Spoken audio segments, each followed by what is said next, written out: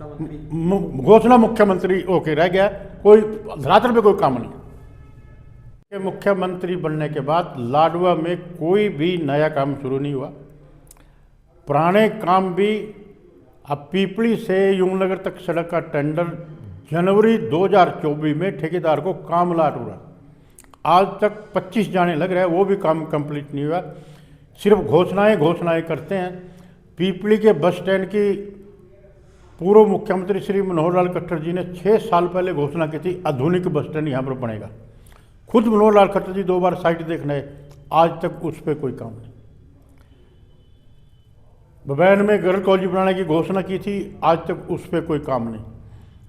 लाडवा में SDM office बनाने की घोषणा मनोहर लाल खट्टर जी ने करी थी, आज तक उस पर कोई काम नहीं। एक चीज़ की बार बार घोषणाएं करते हैं। आप फिर पिछले दिनों मुख्यमंत्री जी लाडवा में आए, फिर वो वही घोषणाएं बार बार करके गए, लेकिन सिर्फ घोषणाएं, नया काम एक भी आज तक लाडवा में नहीं हुआ।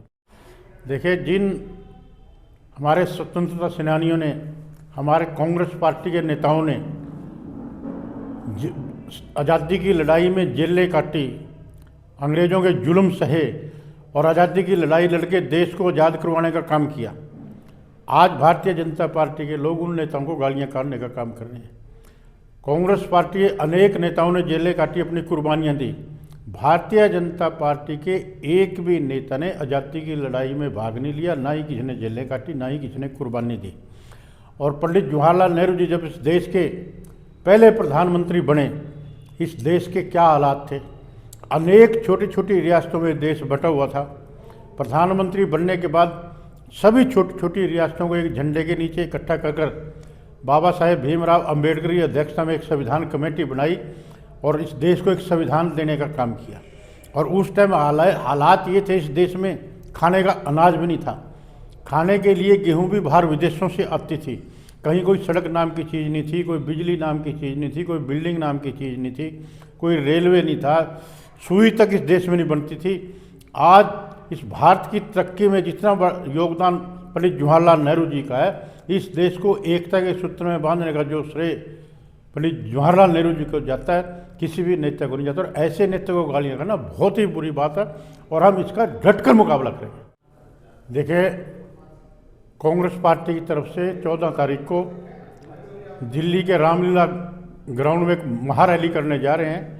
वोट चोर गद्दी छोड़ के तहत पूरी देश की सभी राजनीतिक पार्टियों को उसमें बुलाएंगे।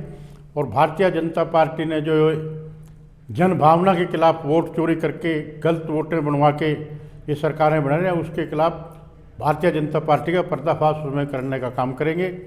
और पूरे प्रदेश में जो पूरे जोरों से तैयारियां, सब कार्यकर्ता, सब नेता उसमें लगे हुए हैं।